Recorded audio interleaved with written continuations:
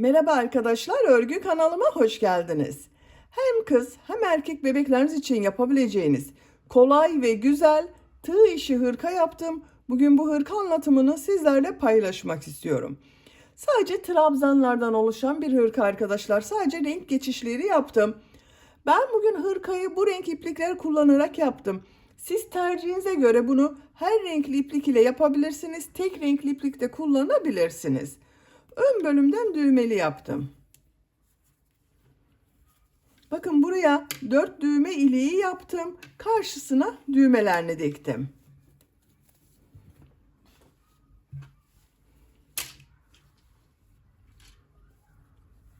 Çok kolay ve güzel arkadaşlar. İplik olarak bu renk iplik kullandım. Bakın burada çok az miktarda 50 gram iplik yeterli. Burada da iki farklı renkli yeşil iplik kullandım. Bakın iki farklı tonda iplikler kullandım. Kullandığım iplik üzerinde 100 gram iplikte 340 metre var. Çok az miktarda bakın burada bu renk yeşil renkli iplik kullandım. İplik markası söyleyemiyorum arkadaşlar. Buradan iplik markası söylememiz yasak. Siz tercihinize göre her marka bebek iplik ve renklerini kullanarak bu hırkayı yapabilirsiniz. Her renk iplik ile çok güzel oluyor.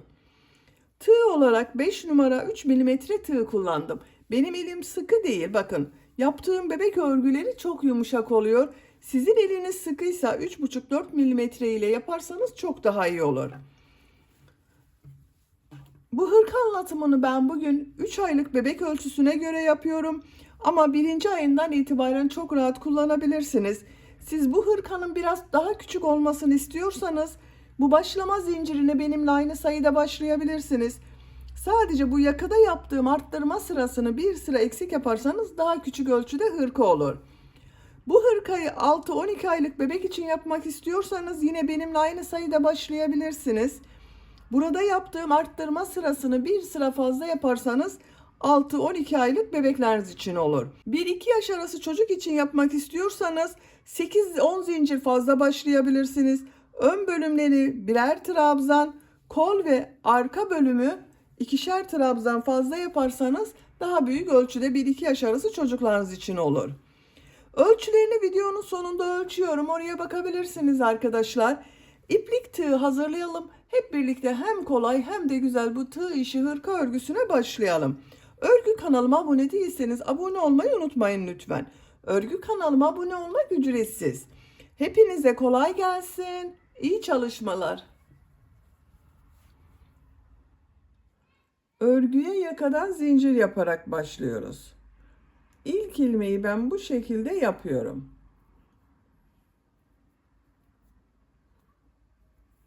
Çok sıkı zincirler yapmıyorum. 68 zincir yapalım. 68 zincir yaptım. Çok sıkı zincirler yapmadım. Bu 68 zincirin kaç santimetre olduğunu ölçüyorum.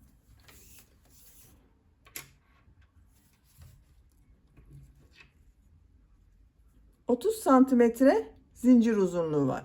Elimin sıklığına göre 30 santimetre için ben 68 zincir yaptım. Sizin elinizin sıklığına bu zincir sayısı daha az veya daha çok olabilir. Daha büyük çocuk için yapmak istiyorsanız bunu 8-10 zincir fazla başlayabilirsiniz. 3 zincir dönüş için yapıyorum. 1, 2, 3 ilmek atlıyorum. Bu ilmeğe trabzan yapıyorum. 9 trabzan yapacağız. Bu 3 ilmek atladığımda bir trabzan. 1, 2, 3, 4,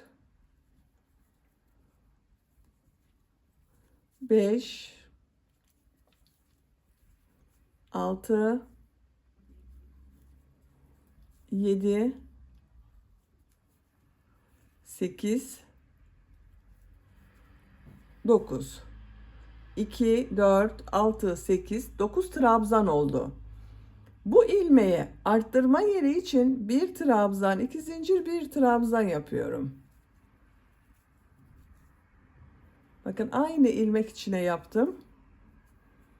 Burada bakın bu arttırmayla birlikte 2, 4, 6, 8, 10 trabzan oldu. 14 trabzan yapıyorum. Kol bölümü için yapıyoruz arkadaşlar bu trabzanı. 14 trabzanı yapalım. 14 trabzan yaptım. Arttırma yeri için bu ilmeğe bir trabzan, 2 zincir, bir trabzan yapıyorum. Bakın bir arttırma burada, bir arttırma burada yaptık. Toplam 2, 4, 6, 8, 10, 12, 14, 16 trabzan oldu kol bölümünde arkadaşlar. Diğer ilmeklere trabzan yapıyorum. 18 trabzan yapıyorum. Siz burayı kaç trabzan yaptıysanız burası 2 katı olacak arkadaşlar. Ben 9 trabzan yaptım. Buraya 18 trabzan yapıyorum. 18 trabzanı tamamlayalım. 18 trabzan yaptım. Arttırma yeri için bu ilmeğe bir trabzan, 2 zincir, bir trabzan yapıyorum. Bakın burada 20 trabzan oldu. Kol bölümü için 14 trabzan yapıyorum. 14 trabzanı yapalım.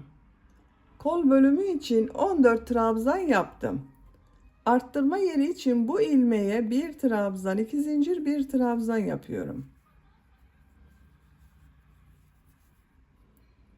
9 trabzan yapıyorum.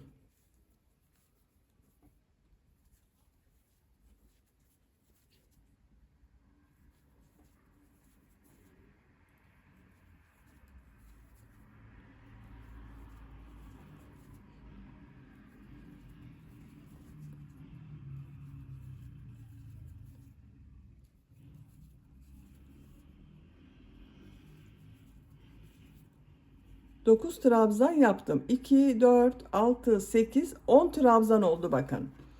Kol bölümlerinde 16 trabzan oldu arkadaşlar. 2, 4, 6, 8, 10, 12, 14, 16. Burada 2, 4, 6, 8, 10, 12, 14, 16, 18, 20 trabzan oldu. Yaka ayrımını yaptık. Bir zincir yapıyorum. Örgüyü çeviriyorum. İlk ilmeğe trabzan yapıyorum. Bakın 10 trabzan var. 10 trabzan yapıyoruz.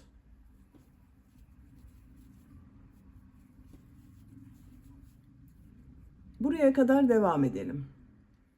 10 trabzan yaptım. Arttırma zinciri üzerine bir trabzan, 2 zincir, bir trabzan yapıyorum.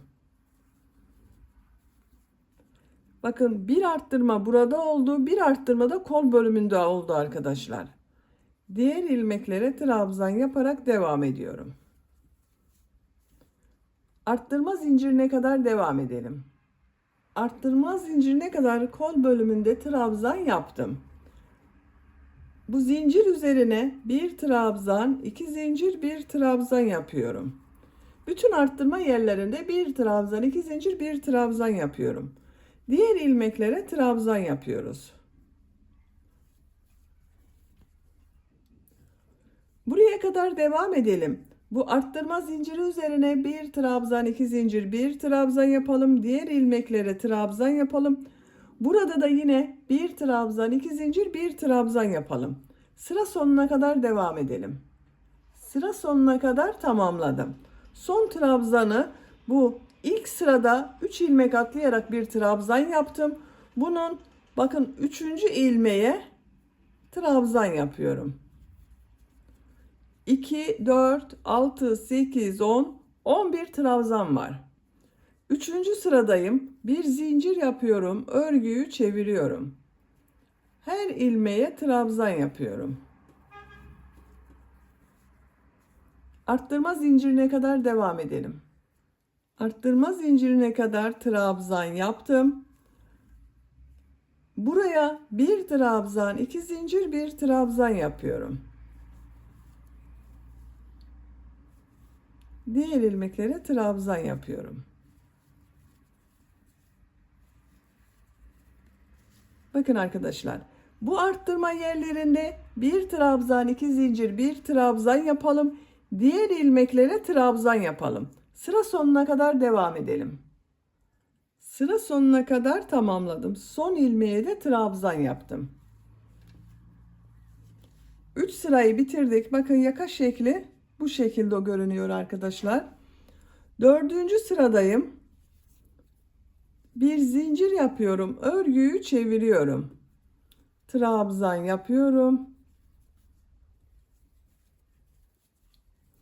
Arttırma yerine kadar devam edelim. Arttırma zincirine kadar trabzan yaptım. Zincir üzerine bir trabzan, 2 zincir, bir trabzan yapıyorum. Diğer ilmeklere trabzan yapıyorum.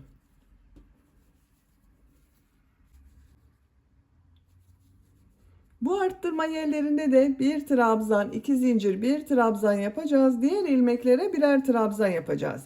Arkadaşlar bakın burada ve burada her sırada bir arttırma oluyor. Bakın sadece burada kol bölümlerinde ve bu bölümde bakın bir arttırma burada, bir arttırma burada oluyor. Kol bölümünde de bir arttırma burada, bir arttırma burada. Her sırada 2 arttırma oluyor. Roba bölümünün örgüsü bu şekilde arttırmalar yaparak devam edeceğiz. 1, 2, 3, 4 yerde bir trabzan, 2 zincir, bir trabzan arttırma yapalım. Diğer ilmeklere bir trabzan yapalım. Yapacak olduğunuz çocuğun büyüklüğüne göre bu arttırmalar yaparak robanın örgüsüne devam edelim. Roba örgüsünü 8 sıra olarak tamamladım. 1, 2, 3, 4, 5, 6, 7, 8. 4 yerden bakın düzenli arttırmalar yaptım. Kaç santimetre olduğunu ölçüyorum. 9 santimetre roba yüksekliği yaptım arkadaşlar. Benim iplik biraz orta kalınlıkta olduğu için bakın 8 sıra yaptım. 9 santimetre oldu. Sizin ipliğiniz ince ise 9 santimetre olasıya kadar roba örgüsüne devam edebilirsiniz. Veya farklı ölçülerde yapıyorsanız istediğiniz kadar bu roba sırasını eksik veya fazla yapabilirsiniz. Bakın görüntüsü bu şekilde. 9. sıradayım. 9. sırada kol ve gövde bölümünü birbirinden ayırıyorum. Bir zincir yapıyorum. Örgüyü çeviriyorum. Her ilmek üzerine trabzan yapıyorum. Trabzan sırası yapıyoruz. Arttırma yerine kadar devam edelim. Arttırma yerine kadar trabzanları yaptım. Bu arttırma yerine 2 trabzan yapıyorum. Bakın bu sırada 2 trabzan yaptım. Kol altı için 3 zincir yapıyorum.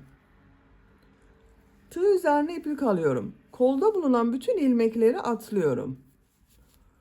Bu arttırma zinciri üzerine 2 trabzan yapıyorum. Bakın 3 zincir ile ön ve arka bölümü birleştirdik. Diğer ilmeklere trabzan yaparak devam ediyorum. Buraya kadar devam edelim. Buraya kadar trabzan yaptım. Arttırma yerine 2 trabzan yapıyorum.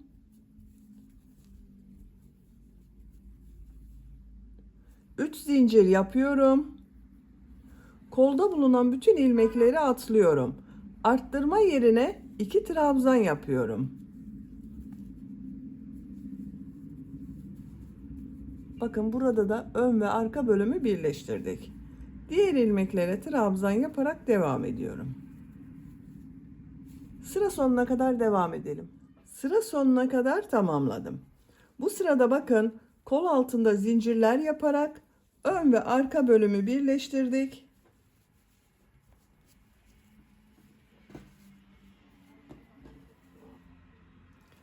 Gövde örgüsüyle artık devam ediyoruz. Bir zincir yapıyorum, örgüyü çeviriyorum. İlk ilmeğe trabzan yapıyorum. Diğer ilmeklere trabzan yaparak devam ediyorum. Buraya kadar devam edelim. Kol altına kadar trabzan yaptım. Kol altında bakın 3 zincir yaptım. Bu ilk zincir üzerine bir trabzan yapıyorum. Ortadaki zincir üzerine 2 trabzan yapıyorum.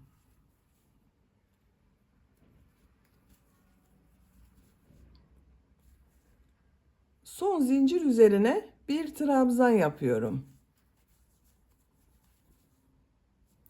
Siz gövde bölümünün biraz daha geniş olmasını istiyorsanız bu üst zincir üzerine de ikişer trabzan yapabilirsiniz. Diğer ilmeklere trabzan yaparak devam ediyorum. Buraya kadar devam edelim. Diğer kol altına kadar trabzan yaptım. İlk zincir üzerine bir trabzan yapıyorum.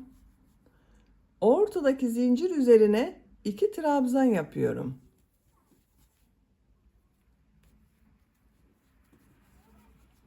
Son zincire bir trabzan yapıyorum. Diğer ilmeklere trabzan yapıyorum.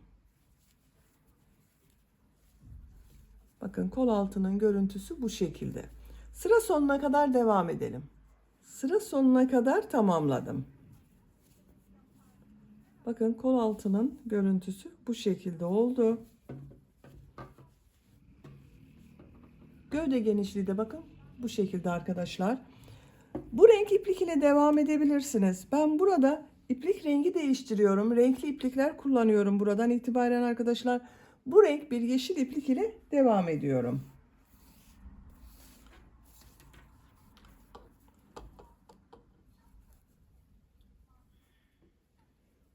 İlmek rengini yeşil renkli yapıyorum. İpliği kesiyorum bakın. Bu ipliği kesiyorum burada.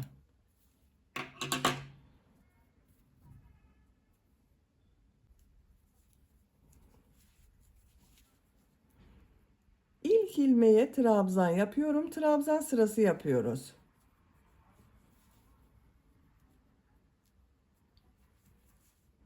Her ilmek üzerine trabzan yapıyorum. Bakın iplik ucunda içinde kaybediyorum. Sıra sonuna kadar devam edelim. Sıra sonuna kadar tamamladım. Bir zincir yapıyorum. Örgüyü çeviriyorum. İlmekler üzerine trabzan yapıyorum.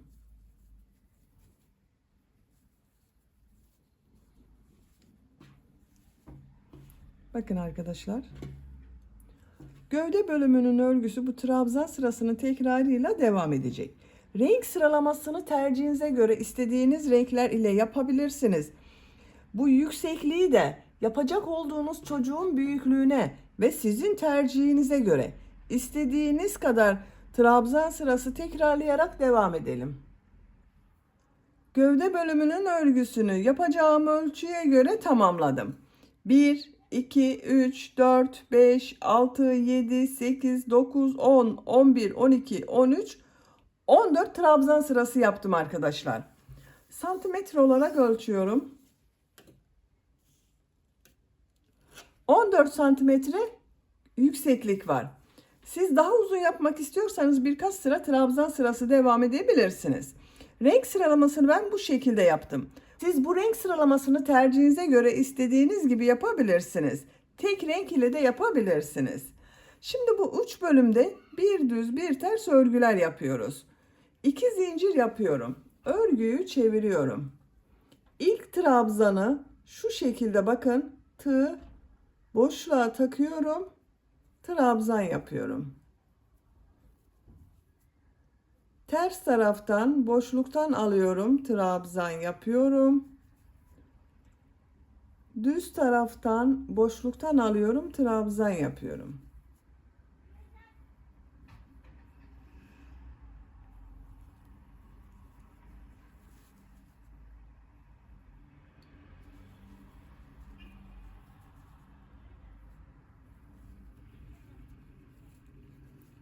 Düz tarafın görüntüsü bu şekilde oluyor. Sıra sonuna kadar devam edelim. Sıra sonuna kadar tamamladım. Son trabzan üzerine trabzan yapıyorum. 2 zincir yapıyorum. Örgüyü çeviriyorum. Bu sırada yaptığım bu trabzanları nasıl görüyorsam o şekilde boşluktan alıp trabzan yapıyorum. İlk trabzan ters tarafta görüyorum. Ters taraftan boşluktan alıyorum, trabzan yapıyorum. Düz tarafta görüyorum. Boşluktan alıp trabzan yapıyorum.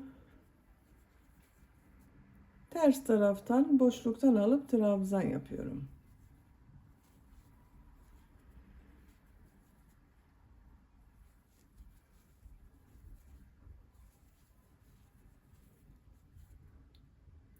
Nasıl görüyorsanız o şekilde boşluktan alıp trabzan yaparak sıra sonuna kadar devam edelim. Sıra sonuna kadar tamamladım. Son trabzanı şu şekilde boşluktan alıyorum, trabzan yapıyorum. Bakın arkadaşlar, 2 sıra yaptım. Benim yapacağım ölçü için yeterli. Siz tercihinize göre bunu 3-4 sıra yapabilirsiniz.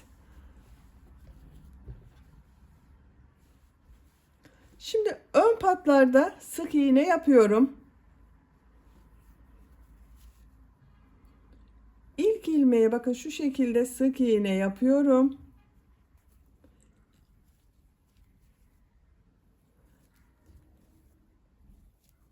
Her trabzan sırasına 2 sık iğne yapıyorum. Buraya kadar devam edelim. Yaka başlangıcına kadar sık iğne yaptım. Şimdiki sırada yine sık iğne yapacağız. Düğme ilikleri de yapacağız arkadaşlar. Ben bugün 4 düğme iliği yapıyorum. Siz tercihinize göre 3 düğme yapabilirsiniz. Bakın buraya kadar veya 5 düğmeli yapabilirsiniz. Yerlerine işaret yapıyorum ilk önce. Bakın ilk düğme iliğini yaka başlangıcına yapıyorum. Diğer düğme iliğini bakın şuraya. Ben göz kararı yapıyorum. Siz sayarak yapabilirsiniz. Bir diğerini şuraya yapıyorum. Son düğme iliğinde bakın şuraya yapıyorum arkadaşlar. 4 düğmenin iliğinin yerine hazırladık. Şimdi sık iğneler yapacağız. Bir zincir yapıyorum. Örgüyü çeviriyorum. İlk ilmeğe sık iğne yapıyorum. Düğme iliği için 3 zincir yapıyorum. 2 ilmek atlıyorum. Sık iğne yapıyorum. Bakın ilk düğme iliğini yaptım. Bu iki düğme iliği arasında yaptığımız sık iğneleri sayalım isterseniz. Bakın 1, 2, 3, 4, 5, 6, 7, 8, 9, 10 sık iğne yaptım işaret yaptığım yere kadar. Düğme iliği için 3 zincir yapıyorum. 2 ilmek atlıyorum, sık iğne yapıyorum. Yine 10 sık iğne yapıyorum arkadaşlar. Bu iki düğme iliği arasına kaç sık iğne yaptıysanız bu iki düğme iliği arasına da aynı sayıda sık iğne yapacağız. Bakın 2, 3, 4, 5, 6, 7, 8, 9, 10. Düğme iliği için 3 zincir yapıyorum. 2 ilmek atlıyorum. Sık iğne yapıyorum. 1, 2, 3, 4, 5, 6, 7, 8,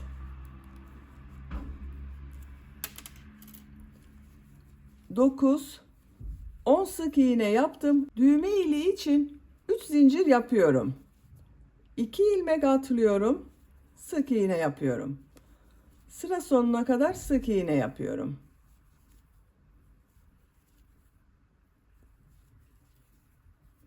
Bir zincir yapıyorum. Örgüyü çeviriyorum. Bakın 4 düğme iliğinin yerlerini belirledik.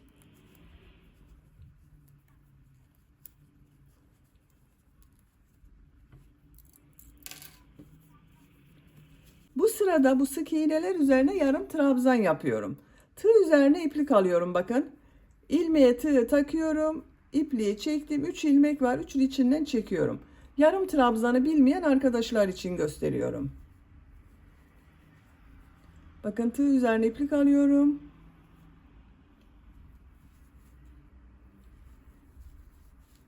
Zincir üzerine 2 yarım trabzan yapıyorum. Diğer ilmeklere yarım trabzan yapıyorum. Buraya kadar devam edelim. Düğme iliğine kadar yarım trabzan yaptım. Bu zincir üzerine 2 yarım trabzan yapıyorum.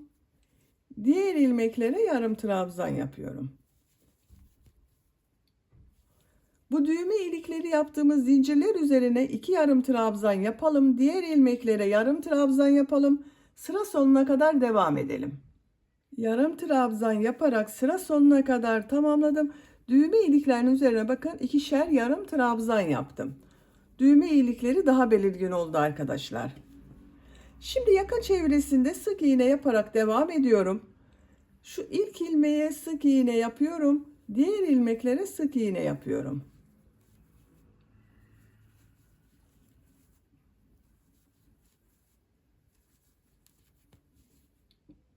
Sıra sonuna kadar devam edelim. Sıra sonuna kadar sık iğne yaptım. Bakın son ilmeğe yapmadım arkadaşlar. Bu ön pattada sık iğneler yapacağız ama ipliğin diğer ucu ile devam ediyorum. Bu görüntüyü elde etmek için bu ipliği burada bekletiyorum. İpliğin diğer ucunu çıkardım bakın.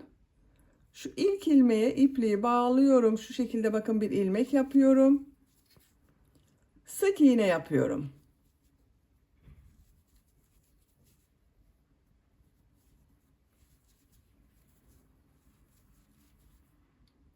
Sıra sonuna kadar devam edelim. Sıra sonuna kadar bir sıra sık iğne yaptım. Bir zincir yapıyorum, örgüyü çeviriyorum, sık iğne sırası yapıyorum yine.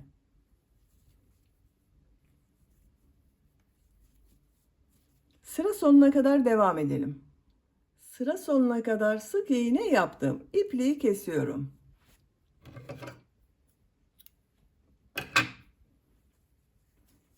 Bakın 2 sıra sık iğne yaptık.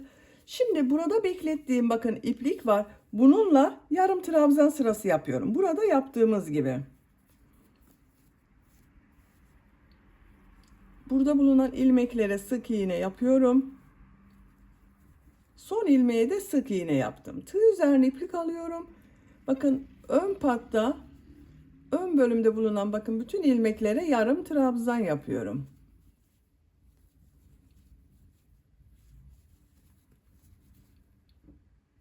Sıra sonuna kadar devam edelim.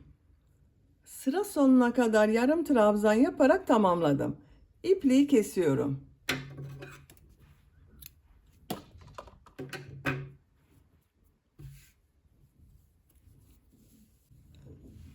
Burada yaptığım düğme iliklerinin tam karşısına düğmelerini diktim. Bakın çok güzel oldu. Şimdi kol örgüsünü yapalım. Bu renk iplik ile kol örgüsüne başlıyorum. Kol altından ipliği bağlıyorum. Bakın kol altında bulunan ilmeğe ipliği bağlıyorum.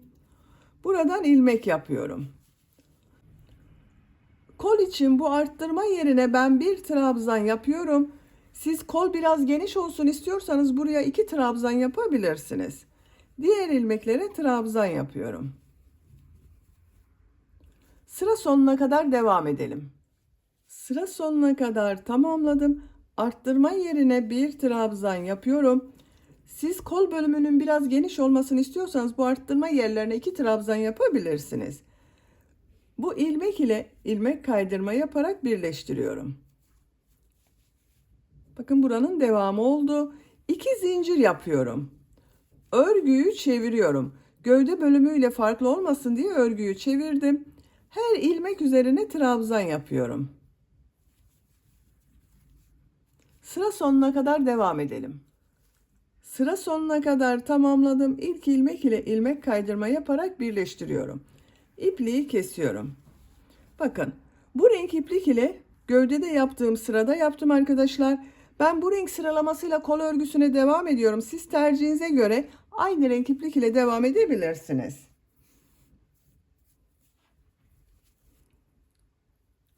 Bu ilk ilmeğe bu renk iplik ile bir ilmek yapıyorum. 2 zincir yapıyorum. Her ilmeğe trabzan yapıyorum.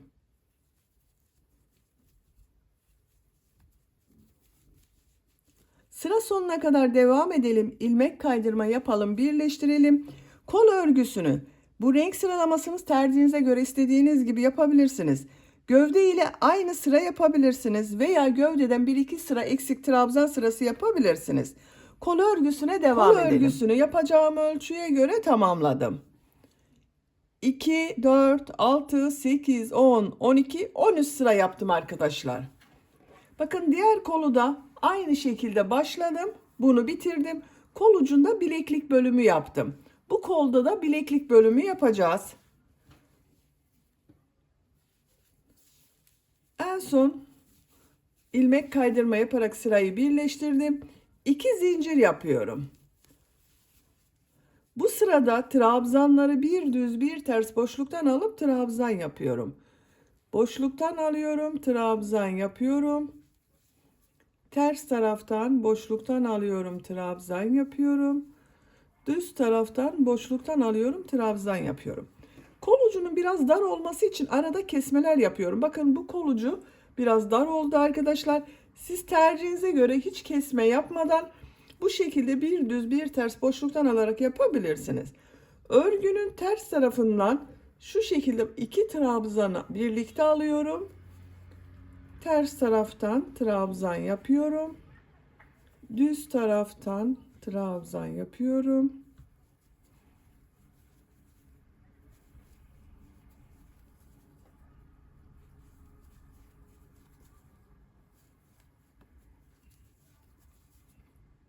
İki trabzanı ters taraftan birlikte alıyorum. Kesme yapıyorum. Bakın tek trabzan yaptım. Sıra sonuna kadar devam edelim. Sıra sonuna kadar tamamladım. Son trabzan düz taraftan boşluktan aldım, trabzan yaptım. İlk ilmek ile ilmek kaydırma yaparak birleştiriyorum. Sıra başında yaptığım 2 zincir ters tarafta görünen trabzan oldu. Bakın kol ucu biraz dar oldu arkadaşlar, arada kesme yaptığımız için. 2 zincir yapıyorum. Bu sırada bu trabzanları nasıl görüyorsam o yönde boşluktan alıp trabzan yapıyorum. Düz tarafta görüyorum, boşluktan alıp trabzan yapıyorum. Ters tarafta görüyorum, boşluktan alıp trabzan yapıyorum.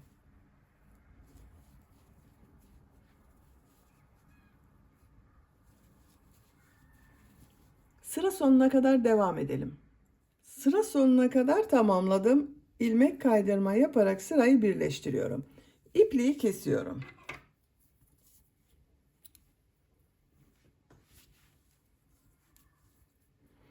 Hırkayı bitirdik arkadaşlar. Bakın çok güzel oldu. Siz tercihinize göre bu kolu 1 veya 2 sıra devam edebilirsiniz. Ben burada bitirmeyi tercih ettim. Bakın. Küçük bir hırka yaptım. Bunu yeterli gördüm. Ters tarafının görüntüsü bu şekilde.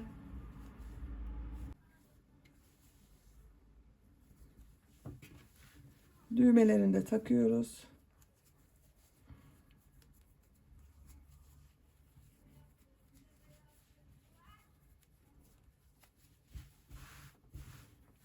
Diğer kol örgüsünde aynı şekilde başlayıp tamamlayabilirsiniz. Bitmiş olarak ölçülerini söylüyorum.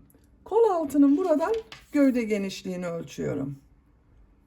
24 santimetre. Yüksekliği ölçüyorum. Kol altından gövde yüksekliği 17 santimetre. Omuzdan tam yüksekliğini ölçüyorum. 27 santimetre. Kol yüksekliğini ölçüyorum. Kol altından 14 santimetre. Buradan 24 santimetre. 3 aylık bebek için yaptım, bu ölçüde oldu arkadaşlar. Yeni doğan bebeğe de olur. 1. ayından itibaren kullanılabilir bir ölçü oldu. Beni dinlediğiniz ve izlediğiniz için hepinize çok teşekkür ederim. Örgü kanalıma abone değilseniz abone olmayı unutmayın lütfen. Sizlerle yeni örgülerde görüşmek dileğiyle. Hoşça kalın, sevgiyle kalın.